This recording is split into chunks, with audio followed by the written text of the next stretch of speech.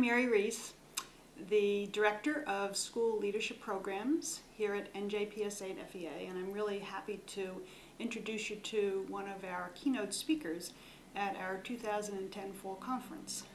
Today we have with us James Strong, who is the Heritage Professor of Educational Policy, Educational Planning, and Educational Leadership at the College of William & Mary in Virginia. So welcome, Dr. Strong. We're really happy that you're here. Thank you. It's a pleasure to be with you today.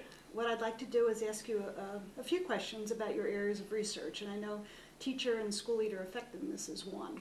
Can you summarize a couple points from the work that you've done in this field? I think maybe a starting point, Mary, to summarize would be to say that both of the factors that make the greatest difference in student achievement in our schools are within the control of the leaders. Number one is the teacher, by far. Studies suggest that teachers, the variability in student achievement that can be attributed to the teacher may be as much as 30%. And other researchers are suggesting a bit less, but by far it's the greatest, most powerful impact on student learning.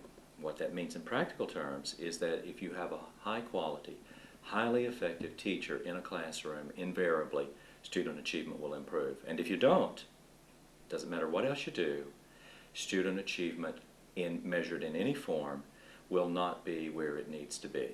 That's one element. The second element is that the second most powerful influence on student achievement is the principal. Having a high quality principal who does the right work, who brings the right people in, supports the right people, keeps the right people, will make an extraordinary difference in a school. The principal's influence is really with and through other people. And that means that if that principal will hire the best people, then he or she will look like a genius. Mm-hmm. So that's a quick summary. Mm-hmm. Oh, thank you. Right now, our state is formulating a committee to review evaluation of school leaders and teachers. I'm just wondering whether you might have some recommendations for this committee in terms of steps we should take. That's a complicated question, Mary, and there are no easy answers. If there were low-hanging fruit, we would have all figured it out. But let me offer a few suggestions for you to consider as you look at reframing teacher evaluation. And the starting point is to understand where we are. And it's pretty abysmal. The practice of teacher evaluation is one of the least scientific aspects of leadership that we have in practice in any state. To illustrate that, there are multiple studies that show that teachers get evaluated with the same rating regardless of their performance. More than 95% of all teachers receive ratings above meeting expectations. That kind of grade inflation is unrealistic, it's unfair, it's non-discriminating, non-differentiating, and we can never improve as a profession until we solve that problem. Second thing to consider is how we go about teacher evaluation, which historically has been observation. Most school districts in New Jersey and across the country view teacher evaluation almost as synonymous with teacher observation, and they're not the same. Observation is merely data collection, and it's only one source of data collection, whereas evaluation is making a judgment about the data that we've collected and the performance of a teacher. So more of the same is not the solution. Simply adding more observations will not suffice. Let me give you about 3 or 4 suggestions to contemplate. One is to start with defining what good teachers should know and be able to do, and there are various approaches. Charlotte Danielson has a good model with 22 standards. I advocate in my research a more condensed version with about 7 or 8 key standards of what teachers know and are able to do. Until you have that defined with a well-founded research base to support it, you don't have a starting point. Nothing else is going to make sense in teacher evaluation until you know what good teaching is. The second key element is to know whether teachers are doing good work. And the way we need to do that is by using multiple data sources. Observation indeed should be a source, but not the sole source.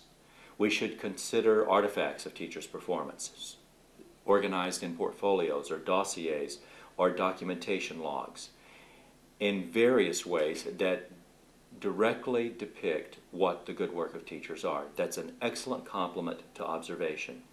A third source that could be considered are client surveys, in particular student surveys.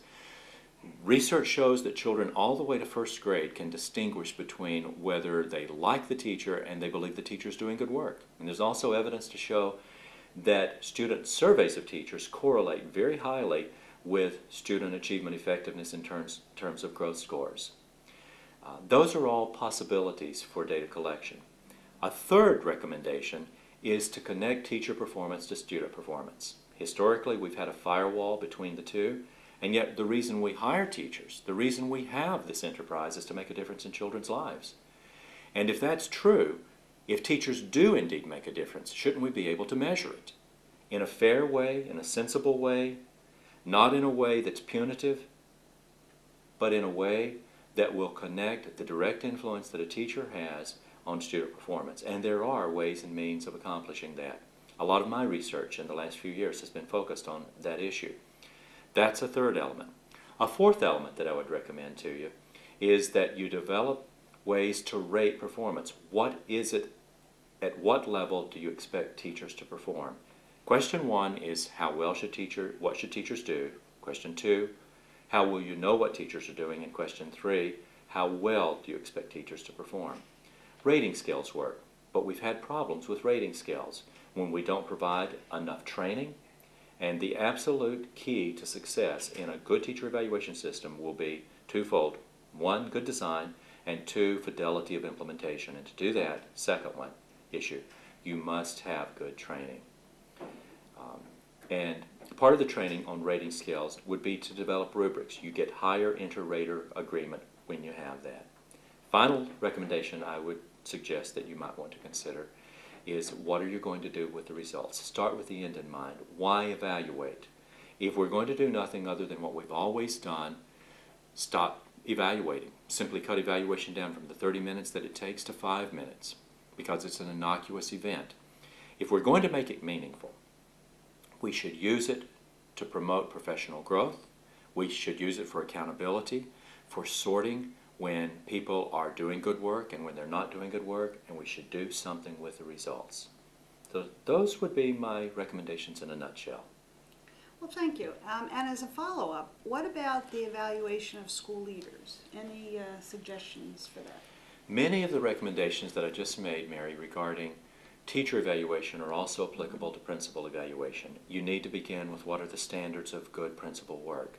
What are the research-based standards? What do we know that principals do who are highly effective in engaging students and increasing student achievement? The standards are going to be different than teachers, but nonetheless we need a quality set of standards. Then I would march through those same recommendations. You need ways of knowing how a principal performs. And we have been even more lackadaisical in our approach to evaluating principals and documenting principal performance than we have teachers. And we do not do a good job with teacher evaluation. So how would we know good principal work? One source is to create student achievement goals in those schools, monitor them carefully, work to support them throughout the year, and then look at performance. The reality is, in one form or another, the school's performance is the principal's performance, is the principal's evaluation. So we have to factor that element in. And then a final element that I would really emphasize for principals and assistant principals is that we need to provide quality support for them. They have jobs that are extraordinarily challenging in today's work environment. We need to allow them to renew themselves. They need professional development opportunities. They need to be as current as possible on the latest research and how to apply that in their schools if they're going to be the leaders that they have the potential to be. Oh, thank you. Thank you very much, Dr. Strong. We really appreciate your sharing your insights with the members of New Jersey Principals and Supervisors Association. Thank you. My pleasure. Thank you.